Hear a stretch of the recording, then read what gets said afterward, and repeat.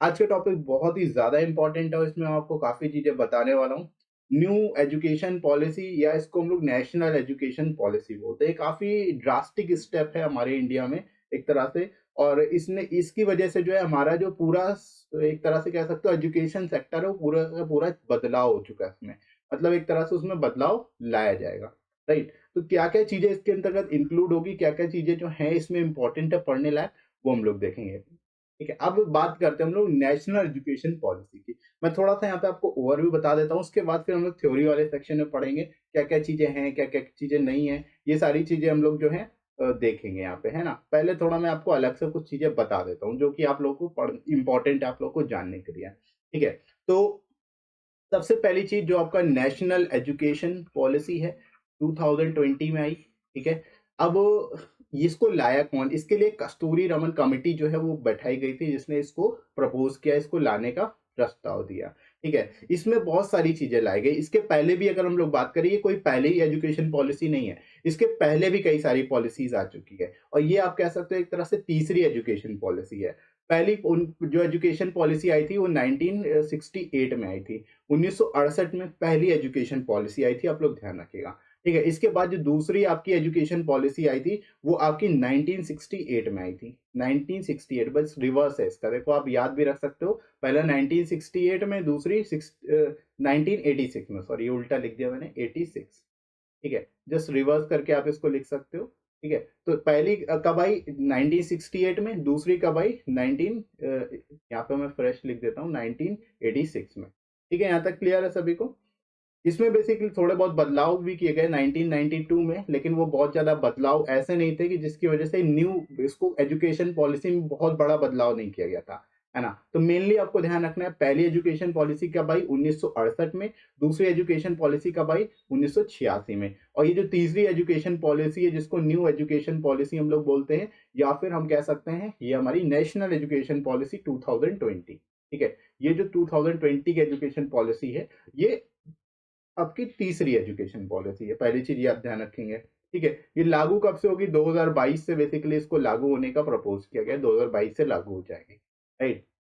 अब इसमें बहुत सारे बदलाव किए गए।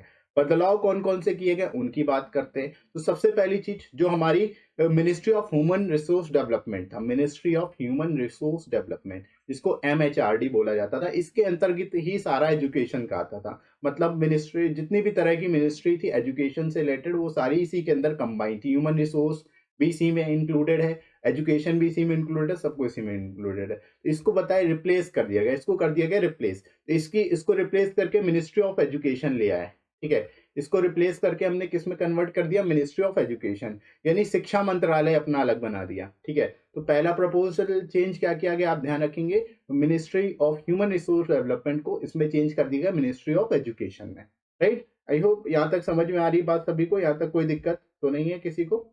तो पहला बदलाव क्या आया कि आपने यहाँ पे डिपार्टमेंट ही चेंज कर दिया उठा के, ministry of human resource department को ही मिनिस्ट्री ऑफ एजुकेशन में बदल दिया। दूसरा सबसे बड़ा चेंज क्या लाया गया कि इसमें पहले क्या चलता था, 10+2 स्ट्रक्चर चलता था। पहले क्या चलता था, मतलब 10वीं तक आपको 1 से लेकर 10वीं तक आप 10 साल पढ़ाई करते थे, उसके बाद 2 साल इंटर आप करते थे, तो 12 साल में आपकी स्कूलिंग कंप्लीट हो जाती थी। उसके बाद जो है स्कूलिंग और कॉलेज कंप्लीट हो जाता था।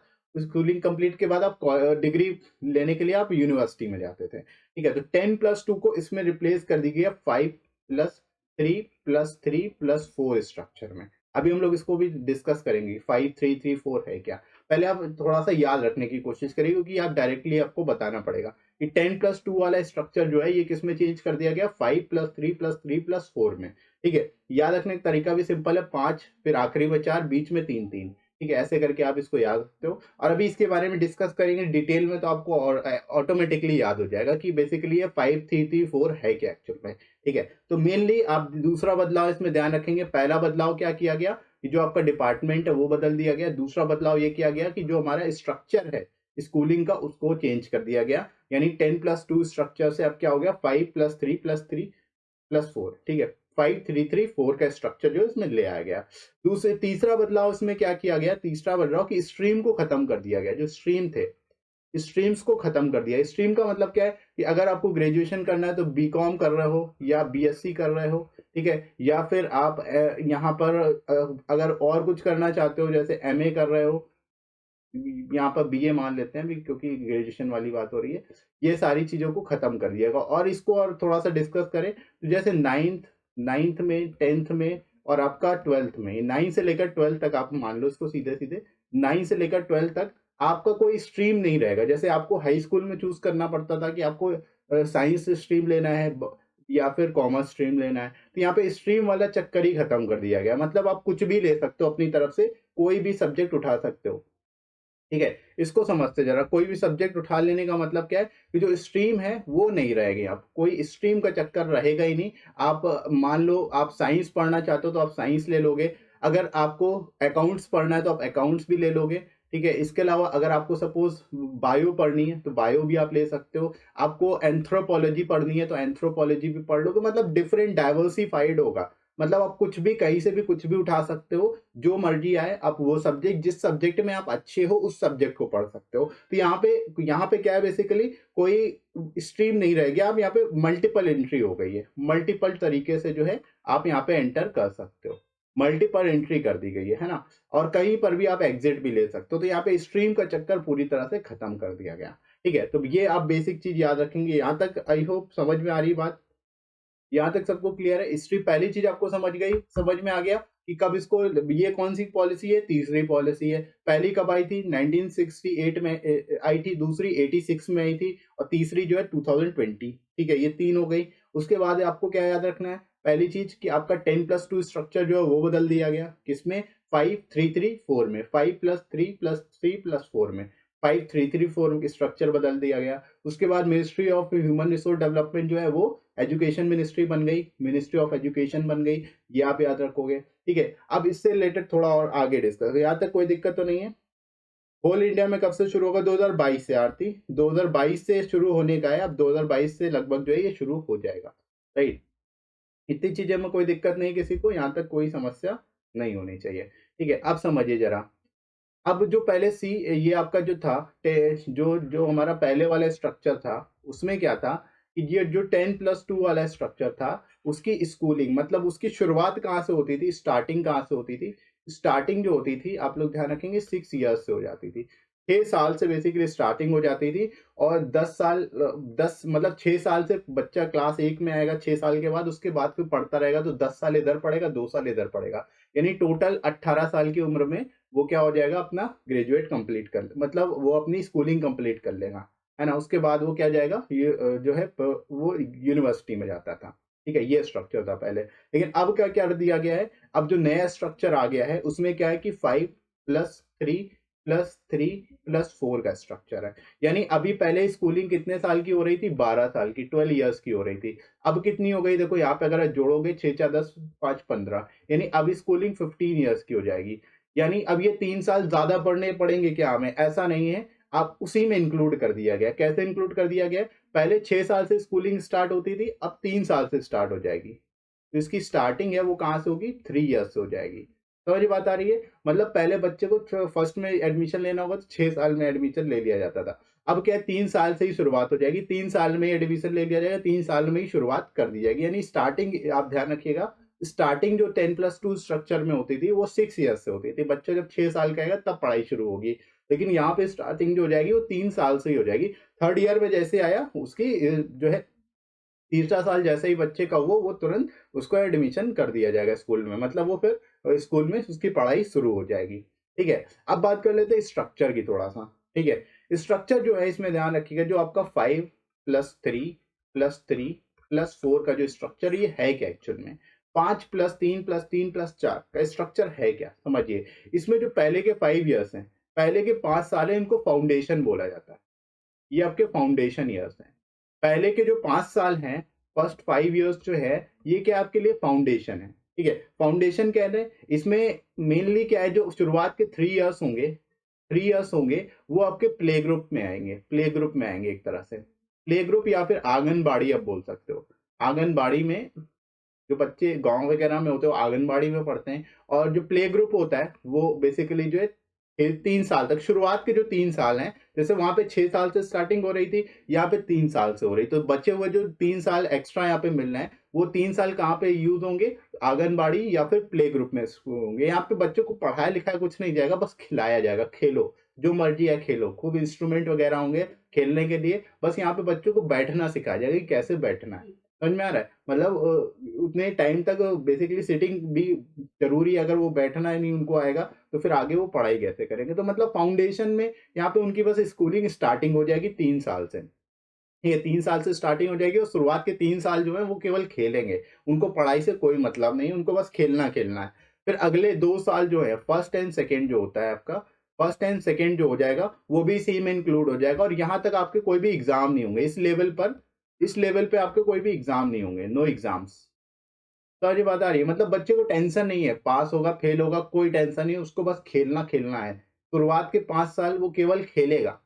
समझ में बात आ रही है? शुरुआत ये 5 वाले स्ट्रक्चर क्या है? तो शुरुआत वाले में 5 साल उसको बस खेलना है और कोई मतलब नहीं किसी चीज़ से, राइट? तो ये आप ध्यान रखेंगे इसमें केवल खेलना या फिर उसकी सिटिंग बैठाने के लिए उसके अंदर बैठने की क्षमता आ जाए, इस वजह से उसको 5 सालों तक बेसिकली स्कूल में बुलाया जाएगा और खुद खुशी-खुशी आएगा क्योंकि उसको पेपर नहीं देना है, कोई बर्डन नहीं होगा बच्चों पे, आराम से जो मर्ज़ी है खेलो, आराम से जो मर्ज़ी है करो, तो बच्चे खुद ही खुशी-खुशी जो है आएँगे, अपना पढ़ाई करेंगे आगे। ठीक है, शुरुआत के 5 साल वाला स्ट्रक्चर सबको समझ में आ गया?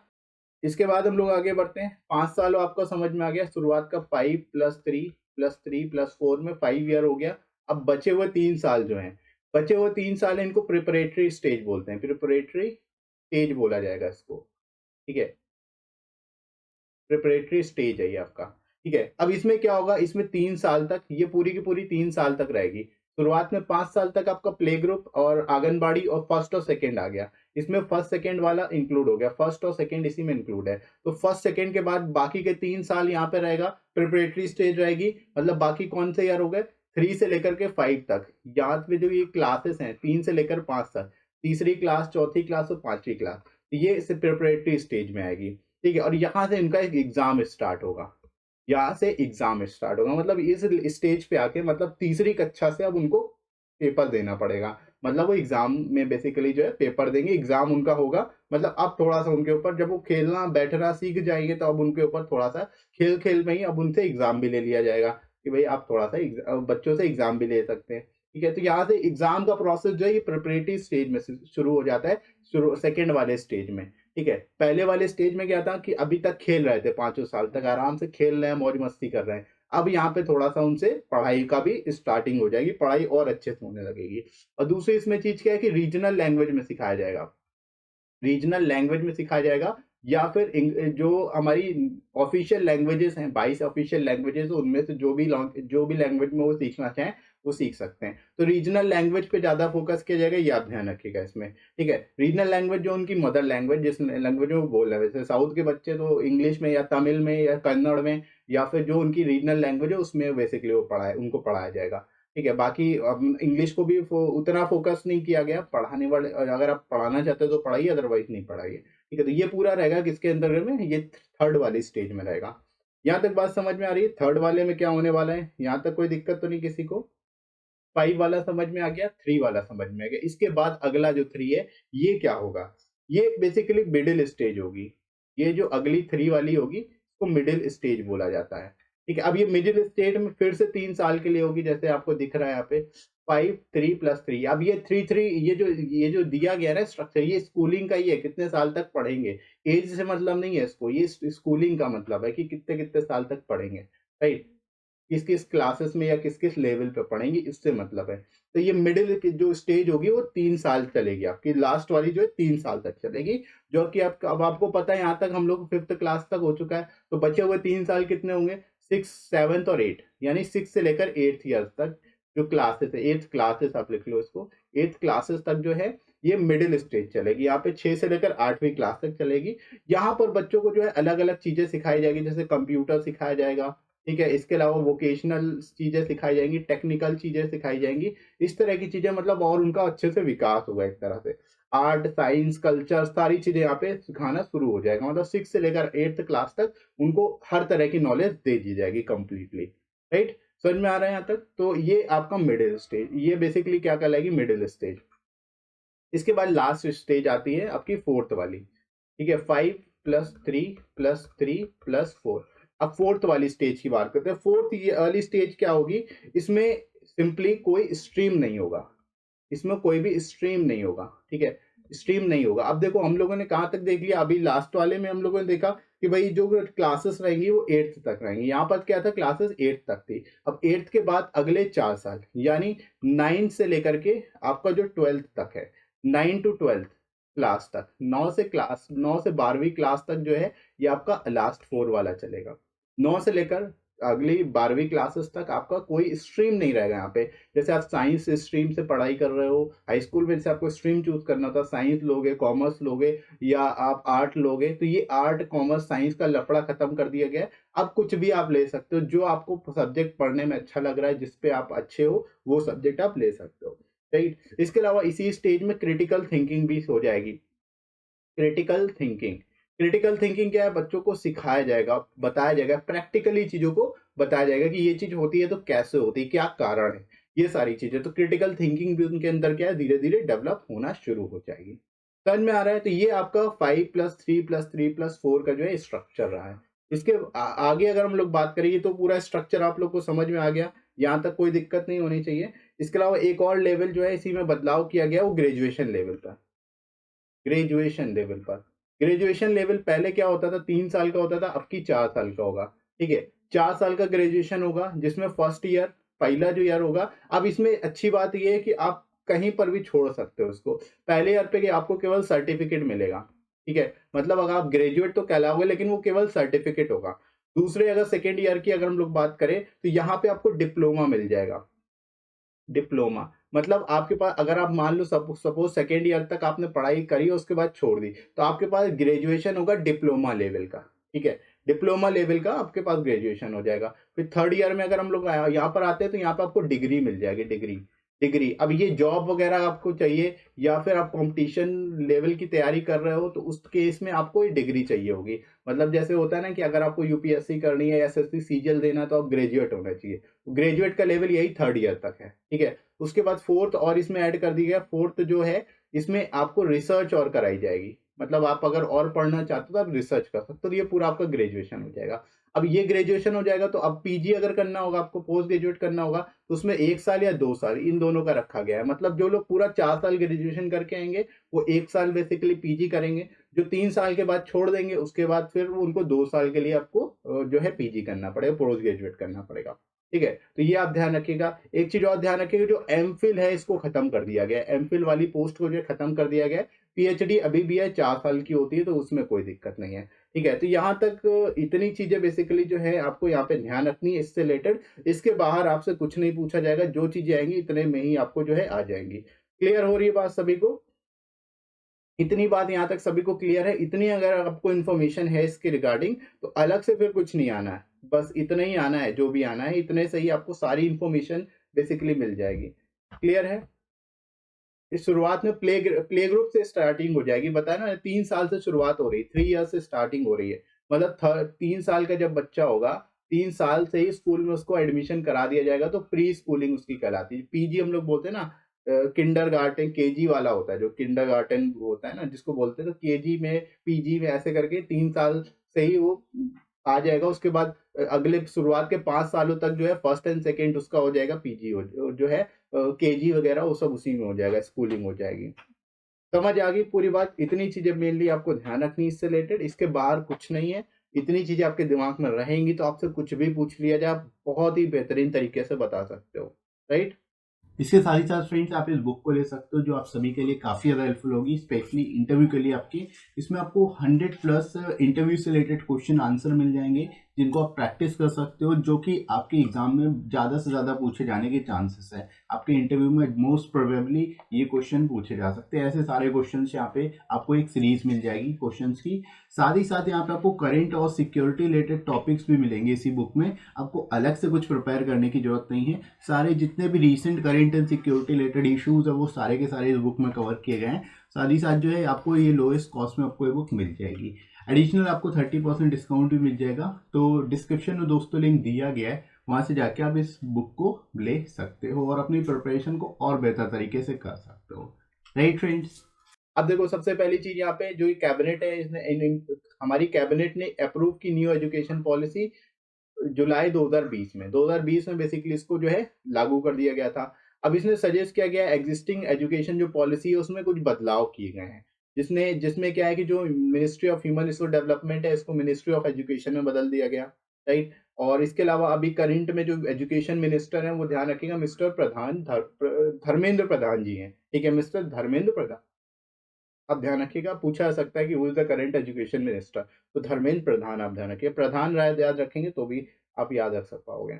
इसके अलावा अब यहाँ पे बात करते हैं बेसिक प्रिंसिपल क्या है, क्यों इसको लाया गया है, क्योंकि बहुत कुछ बदलाव किए गए हैं, बहुत सारी चीजों में बदलाव किए गए हैं। तो इसको लाने का मेन पर्पस क्या है? मेन पर्पस यही है, इंडिया को ग्लोबल नॉलेज सुपर पावर बनाना है। इंडिया को ग्लोबल नॉलेज सुपर पावर मतलब जैसे हमारी शुरुआत की एंशियंट टाइम में तक्षशिला यूनिवर्सिटी हुआ करती थी, दुनिया भर से लोग यहाँ पे आके पढ़ते थे, नालंदा यूनिवर्सिटी हुआ करती थी, तो ऐसे ही अपने आप को ग्लोबल नॉलेज सुपर पावर बनाने के लिए ये बदलाव किए गए और जो कि बहुत अच्छे हैं, ठीक है। इसमें बहुत सारी चीजें करी गई जो कि काफी अच्छी है देखा जाए, और करंट सिचुएशन के हिसाब से काफी बेहतर है चीजें, राइट। अब इसके अलावा जो कैबिनेट है उसने ह्यूमन रिसोर्स, इसको हम लोगों ने बात कर ही लिया, मिनिस्ट्री ऑफ एजुकेशन में बदल गई। जो आपकी ministry of human resource development है ये किस में चेंज हो गई? ये आपकी ह्यूमन रिसोर्स डेवलपमेंट में चेंज हो गई, एचआरडी मिनिस्ट्री में चेंज हो गई, राइट। अगर कहीं पे भी डाउट होता है तो आप लोग पूछ लेना, ठीक है। अब देखो यहाँ पे इसके अलावा न्यू एजुकेशन पॉलिसी जो है इसको लाया गया, एक तरह से थर्ड मेजर रिवैम्प किया गया हमारे फ्रेमवर्क में, क्योंकि तीसरी एजुकेशन पॉलिसी है, पहले आपको बताया गया 1968 में, दूसरी जो एजुकेशन पॉलिसी है 1986 में, और तीसरी जो है 2020 में। ये आप तीनों याद रखना कि तीन बार बेसिकली हमारी एजुकेशन पॉलिसी आई है, तीसरी एजुकेशन पॉलिसी है इंडिपेंडेंस के बाद से, राइट। इसके अलावा जो है टू अर्लियर एजुकेशन पॉलिसी 1968 1986, ठीक है, ये आप हाईलाइट कर ही दिया, आप याद रखोगे आसानी से। New education policy 21st century की क्या है? एजुकेशन पॉलिसी है, पहली एजुकेशन पॉलिसी है, ये भी आप ध्यान रखिएगा। 21st सेंचुरी की पहली एजुकेशन पॉलिसी हमारी न्यू एजुकेशन पॉलिसी है, राइट। इसमें क्या क्या किया जाएगा? क्रिएटिव पोटेंशियल डेवलप किया जाएगा स्टूडेंट्स में, ठीक है, मतलब उनके अंदर कुछ नया करने की भावना डेवलप होगी, क्योंकि क्रिटिकल थिंकिंग भी सिलेबस को ही पूरा मॉडिफाई कर दिया गया है कि आप कहीं से कुछ भी पढ़ सकते हो। कुछ लोग का ऐसा होता है ना कि कुछ बच्चों का इंटरेस्ट साइंस में होता है, कुछ बच्चों का इंटरेस्ट कॉमर्स में भी होता है, कुछ बच्चों का इंटरेस्ट हिस्ट्री, पॉलिटिकल साइंस, इस तरह की चीज़ों में होता है। लेकिन अगर स्ट्रीम होती है तो उस स्ट्रीम में फिर दूसरा सब्जेक्ट हम पढ़ नहीं पाते हैं, राइट। तो बेसिकली जो है अनमोल उसमें बहुत ज़्यादा मेजर चेंजेस नहीं किए गए थे, इस वजह से वो इम्पोर्टेंट नहीं है। मेन आपको यही याद रखना है 1968 1986, ठीक है। 1992 याद ही नहीं रखना, कोई ऐसा नहीं, मैंने जस्ट बता दिया ताकि आप जो है चीजें समझ पाओ कि हाँ इसमें थोड़ा सा बदलाव किया गया था, फ्रेमवर्क में बदलाव किया गया था। वो बेसिकली क्या था कि जो फॉरेन यूनिवर्सिटी है वो भी यहाँ पे लाई जा सकती हैं, उसको लेकर के था, तो that was not with concern with this topic, right, उतना इंपॉर्टेंट नहीं है। हालांकि इस एजुकेशन पॉलिसी में भी जो हमारी जो फॉरेन टॉप 50, आप ध्यान रखिएगा इसमें टॉप 50 जो फॉरेन यूनिवर्सिटीज हैं उसको इंक्लूड किया गया, वो अपनी ब्रांचेस इंडिया में खोल सकती हैं, ठीक है। तो ये भी फॉरेन यूनिवर्सिटीज के रिगार्डिंग भी प्रोविजंस किए गए हैं, तो वो सारी चीजें भी है, राइट। इतनी बात समझ में आ गई, तो यहाँ पे ये ध्यान रखना है कब कब बेसिकली पॉलिसी आई। 21st सेंचुरी की पहली एजुकेशन पॉलिसी है, तो जो स्टूडेंट्स हैं उनमें क्रिएटिव पोटेंशियल डेवलप करने के लिए बेसिकली उसको लाया गया है, राइट। अब इसके मेजर प्रिंसिपल्स क्या हैं वो देख लेते हैं। फ्लेक्सिबिलिटी है, फ्लेक्सिबिलिटी डेफिनेटली है कि कोई भी स्टूडेंट जिसको जो मर्जी हो वो सब्जेक्ट उठा सकता है, ठीक है। फॉर एग्जाम्पल किसी को हिस्ट्री पढ़नी तो हिस्ट्री पढ़ सकता है, साइंस भी पढ़ सकता है, कॉमर्स भी पढ़ सकता है, और कोई आर्ट एंड कल्चर में उसका इंटरेस्ट है तो आर्ट एंड कल्चर सभी मिक्स करके ले सकता है जो उसको समझ में आए, ठीक है। ऐसी कोई प्रॉब्लम नहीं है। No hard separation between subject curricular extra curricular activities, ठीक है, तो कोई ज्यादा सब्जेक्ट को लेकर के सेपरेशन नहीं है, सबसे बड़ी वही फ्लेक्सिबिलिटी के अंदर पॉइंट ये आ जाएगा। मल्टी डिसिप्लिनरी एजुकेशन है, मतलब अलग अलग चीजें आप एक साथ उसको जो है ला सकते हो, एक तरह से है ना कि आपको कोई पर्टिकुलर स्ट्रीम में जाने की जरूरत नहीं है। इसके अलावा कॉन्सेप्चुअल अंडरस्टैंडिंग है, क्रिटिकल थिंकिंग है, उनके अंदर क्रिटिकल थिंकिंग भी डेवलप की जाएगी, एथिकल वैल्यूज भी डेवलप की जाएगी, ठीक है। इसके अलावा टीचर जो होंगे hard of the learning process होगी, उनको भी ट्रेनिंग दी जाएगी इसके अंतर्गत, ठीक है। उनको भी इस तरह से जैसे जिस जो क्लास के उसके हिसाब से उनको ट्रेनिंग करके बताया जाएगा कि कैसे बच्चों को और अच्छे से समझ में आता है, ये सारी चीजें भी उसमें इंक्लूडेड है, इसलिए hard of the learning process बोला गया टीचर्स को, right. Strong public education system, इससे हमारा जो गवर्नमेंट स्कूल्स हैं वो थोड़ा सा और बेहतर हो जाएंगे, जो उनमें प्रेजेंट सिनेरियो उससे बेहतर हो जाएगा, ठीक है। क्योंकि अभी अगर करंट सिनेरियो देखा जाए तो उसमें उतना कुछ है ही नहीं। अगर आप देखोगे जो गवर्नमेंट स्कूल्स हैं वो बिल्कुल ना के बराबर आप कह सकते हो वहाँ पे पढ़ाई होती है। तो अब ये क्या है, इसकी वजह से पढ़ाई भी और ज़्यादा डेवलप अच्छे तरीके से हो पाएगी, राइट। इसके अलावा आप ध्यान रखेंगे कस्तूरी रंजन कमेटी जो है इसके द्वारा एजुकेशन पॉलिसी को सबमिट किया गया था, राइट। कस्तूरी रंजन कमेटी जिसको हेड किया था कस्तूरी रंजन जी ने, तो ये भी आप ध्यान रख सकते हो। तो कस्तूरी जो हेड करते हैं उन्हीं के नाम पे कमेटी बन जाती है। कस्तूरी रंजन कमेटी जो है आप ध्यान रखेंगे, इसने ही इसको न्यू एजुकेशन पॉलिसी को बेसिकली प्रपोज किया था एक तरह से, राइट। और इसमें क्या क्या चैलेंजेस थे, जो एडजस्टिंग है उसमें क्या क्या चैलेंजेस, उसको कैसे ओवरकम करना है। तो चैलेंजेस क्या क्या थे, क्वालिटी को लेकर के थे, अफोर्डेबिलिटी को लेकर के थे, इक्विटी को लेकर के थे, बराबरी से सबको सही तरीके से एजुकेशन मिले, एक्सेस को लेकर के थे, अकाउंटेबिलिटी को लेकर के थे। ये सारी चीजें जो है इसको लेकर के थी। अफोर्डेबिलिटी के केस में क्या है कि अभी यहाँ पे क्या है कि गवर्नमेंट क्या करेगी, जो प्राइवेट इंस्टीट्यूशन है जो कि बहुत ज्यादा हाई फीस चार्ज करते हैं उनके लिए भी एक लिमिट सेट कर देगी, ठीक है। गवर्नमेंट क्या करेगी, एक लिमिट सेट कर देगी कि इस लिमिट से ज्यादा आप जो है स्कूल की फीस नहीं कर सकते, कम कर सकते हैं, ज्यादा नहीं कर सकते। तो ये लिमिट भी बेसिकली सेट कर दिया गया है, लेकिन अभी क्या कितनी लिमिट रहेगी ये अभी तक कंफर्म नहीं है। लेकिन यहाँ पे इसके अंतर्गत प्रपोज किया गया है कि लिमिट भी सेट हो जाएगी, एक एक लिमिट से ज्यादा जो है वो भी जो प्राइवेट इंस्टीट्यूशंस हैं वो भी उतनी फीस चार्ज नहीं कर पाएंगे, राइट। इसके अलावा जो है यहाँ पे आप ध्यान रखिएगा, इसका एम क्या है, increase the focus on strengthening teacher learning, reforming the existing जो एग्जाम सिस्टम उसको डेवलप करना, अर्ली चाइल्डहुड केयर, ठीक है। क्योंकि शुरुआत के 3 साल, तो 3 से क्या कहते हो आप, शुरुआत के 5 साल कह सकते हो जो चाइल्डहुड केयर ही हो रही है। बच्चों को कैसे बैठना है, कैसे सिखाना है, और खेल खेल में सारी चीजें वो सीख जाएंगे, है ना। इसके अलावा restructuring the regulatory frame of education, regulatory framework में भी बदलाव किए गए हैं, बहुत ज़्यादा कंट्रोल नहीं होगा, है ना। ये सारी चीज़ें हैं। इसके अलावा अदर इंटेंशंस क्या है न्यू एजुकेशन पॉलिसी के, तो increasing public investment education, investment बढ़ावा देना, setting up national commission education commission, national education commission इसके अंतर्गत सेटअप होंगे ताकि देखा जा सके कि कहाँ कहाँ पे एजुकेशन का स्तर कम है उसको बढ़ाया जा सके, राइट। इसके अलावा increasing focus on vocational adult education पे भी है। देखो यहाँ पे एग्जिट कभी भी कर सकते, जो आपको अभी मैं यहाँ पे बताया ना कि जो एजुकेशन में जो ग्रेजुएशन वाला स्तर है, यहाँ पे 4 लेवल बताए गए, 1 2 3 4, ठीक है। फर्स्ट वाले में क्या था, यहाँ पे केवल सर्टिफिकेट दे दिया जाएगा कि फर्स्ट ईयर में अगर कोई व्यक्ति है केवल 1 साल करता है, 1 साल ही उसने पढ़ाई की, तो उसको सर्टिफिकेट मिल जाएगा ग्रेजुएशन का कि आप ग्रेजुएट हो, आपको केवल सर्टिफिकेट मिला है। अगर 2 साल वो करता है तो उसको क्या मिल जाएगा, डिप्लोमा मिल जाएगा कि भाई आपने भी डिप्लोमा किया, ग्रेजुएशन में डिप्लोमा किया, ठीक है। अब ये नहीं रहेगा कि आप बीएससी कर रहे हो कि आप क्या कर रहे हो, बीएससी बीए और ये सारी चीजें खत्म हो जाएंगी, स्ट्रीम खत्म हो जाएंगे। अब यहाँ पे स्ट्रक्चर इस तरह से रहेगा कि आपको सर्टिफिकेट मिल रहा है, 1 साल आपने 1 साल पढ़ाई की छोड़ दी, फिर 5 साल बाद आपको फिर से पढ़ाई करने का मन हुआ, फिर से आप पढ़ाई कर सकते हो। अब अगर आपने सर्टिफिकेट तक पढ़ाई की है तो सर्टिफिकेट के आगे आपको पढ़ाई करनी पड़ेगी, मतलब डिप्लोमा से स्टार्टिंग करनी पड़ेगी, ठीक है। इसी तरह से ये प्रोसेस चलता रहेगा, मतलब आपको जितने भी आपकी एज हो उससे कोई मतलब नहीं है। तो एडल्ट एजुकेशन भी इसी में इंक्लूडेड हो गई। ये थर्ड लेवल पर आपको डिग्री मिल जाती है, जो कि करंट में जो डिग्री स्ट्रक्चर है वही है, 3 साल में आपका जो है एक पूरा कंप्लीट आप यूजी होगा, उसके बाद आप पीजी करते हो। तो वही स्ट्रक्चर है यहाँ पे। कॉम्पिटिटिव एग्जाम्स के लिए या ये जॉब वगैरह के लिए आपको जो है अगर एलिजिबल होना है तो आपको कम से कम डिग्री करनी पड़ेगी। और फोर्थ में आपका रिसर्च होता है, आपको और आज अच्छे से उस टॉपिक पर पढ़ाई करनी है और अच्छा मतलब थीसिस वगैरह लिखनी है या पीएचडी करनी है तो आप रिसर्च करोगे उस पर। तो ये 4 साल का स्ट्रक्चर हो जाएगा ग्रेजुएशन में, राइट।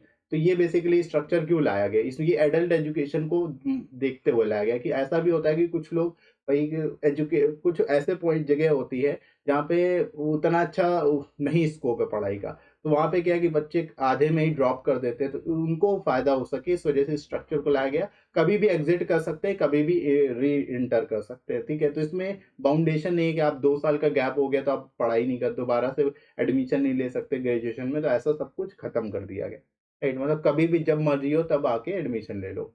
इसके अलावा थ्री लैंग्वेज फॉर्मूला में क्या क्या है कि पहली से जो है हिंदी रहेगी, इंग्लिश रहेगी और साउदर्न लैंग्वेज रहेगी।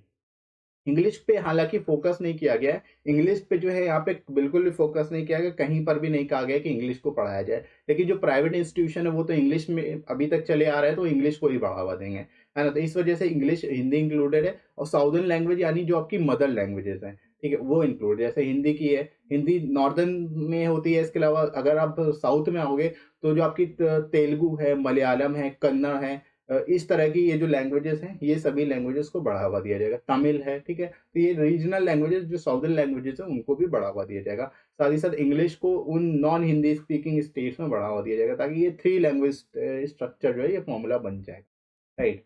बाकी 3 जो 5 3 3 4 वाला आपको समझ में आ गया। शुरुआत के 5 साल केवल खेल-कूद में निकल जाएँगे बच्चे के। उसके बाद शुरुआत के 3 साल में यहाँ पे एग्ज़ाम देना शुरू करेगा, तो पढ़ाई शुरू हो जाएगी उसकी।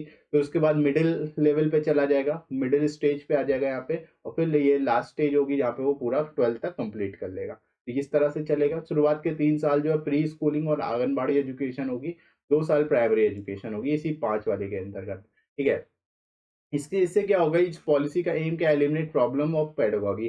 पेडागॉजी मतलब जो शिक्षण शास्त्र है, मतलब किस तरह से बच्चों को पढ़ाना है, किस तरह से उनमें जो है क्रिटिकल थिंकिंग लानी, इस तरह की प्रॉब्लम खत्म कर दी जाएगी। स्ट्रक्चरल इनइक्वालिटी जो है वो खत्म कर दी जाएगी। एसिमेट्रिकल एक्सेस और रैम्पेंट कॉमर्शलाइजेशन, जो कमर्शलाइजेशन है उसको भी खत्म कर दिया है, क्योंकि यहाँ पे लिमिट सेट कर दी जाएगी कि भाई जितने भी इंस्टीट्यूशन है वो एक लिमिट में ही चार्ज कर सकते हैं, फिर उससे ज्यादा चार्ज कर ही नहीं सकते। तो जो रैम्पेंट कॉमर्शलाइजेशन एजुकेशन को वो भी थम जाएगा। राइट। तो ये सारे जो हैं इसके इंपॉर्टेंट पॉइंट हैं। इसके अलावा जो रिपोर्ट है, इसमें ये देखा गया है कि ये कुछ इश्यूज को बेसिकली जो है वो अभी तक नहीं कवर कर पाई है, तो ये आप ड्रॉबैक बोल सकते हो एक तरह से। तो इसके ड्रॉबैक कौन कौन से हैं इसको लेकर के, जो कंटेम्प्रेरी ग्लोबल थिंकिंग है, यानी जो क्रिएटिविटी पे फोकस करना है, क्रिटिकल थिंकिंग है, need for learning in non competitive environment या नॉन हायरार्किकल इकोसिस्टम, ये नहीं है। मतलब यहाँ पे नॉन हायरार्किकल इकोसिस्टम है कि एक स्टेज पे जाके आपको स्टेज बाय स्टेज बढ़ना पड़ेगा। तो इस तरह की चीजें अभी तक इसमें इंक्लूड नहीं की है, नॉन हायरार्किकल इकोसिस्टम नहीं बना है, नॉन कॉम्पिटिटिव एग्जाम भी नहीं कि केवल आप पढ़ाई करते जाओ और आपको कोई भी एग्जाम ना देना पड़े, तो ऐसा भी नहीं है। तो ये भी एक यहाँ पे इसका ड्रॉबैक आप कह सकते हो। और इंडिया के हिसाब से जो है ठीक भी है, अगर हम इंडिया के पॉइंट ऑफ व्यू से देखा जाए तो ये होना भी चाहिए। अगर अब बच्चा बिल्कुल तो एग्जाम ही नहीं देगा तो फिर पढ़ेगा ही नहीं, है ना? तो ये भी एक है, इंडिया के पॉइंट ऑफ व्यू से देखा तो प्लस पॉइंट है, लेकिन उसको आप निगेटिव भी बता सकते हो अगर आपसे पूछा जाए तो। ठीक है। इसके अलावा lack of clarity in government strategies, जो स्ट्रेटजीज होती हैं उनमें क्लैरिटी उतनी नहीं होती, जिसकी वजह से क्या है कि फंक्शनिंग उतनी बेहतर नहीं होती गवर्नमेंट सेक्टर में। जो स्कूल होते हैं, म्यूनसिपल स्कूल और स्टेट इंस्टीट्यूशन और केंद्र विद्यालय, इसमें तो इतने अच्छे से पढ़ाई नहीं हो पाती, क्योंकि स्ट्रेटजी प्रॉपर नहीं होती, टीचर्स का रवैया भी उतना अच्छा नहीं होता स्टूडेंट के प्रति, और जो स्टूडेंट है वो भी उतना अच्छे से उनका इस तरह का इन्वायरमेंट नहीं होता कि उसको उनको उतना अच्छे से पढ़ाया जा सके। तो कई सारे इश्यूज हैं जो यहाँ पे आप बता सकते हो इस पॉलिसी को लेकर के, तो उसको एड्रेस नहीं किया गया। तो गवर्नमेंट स्ट्रेटजी के बारे में बता सकते हैं, क्रिटिकल थिंकिंग और यहाँ पे नॉन कॉम्पिटिटिव लर्निंग के बारे में बता सकते हैं कि यहाँ पे इंक्लूड नहीं है, जो कि एक वन ऑफ यहाँ पे कंसर्न है या फिर ड्रॉबैक है इस पॉलिसी।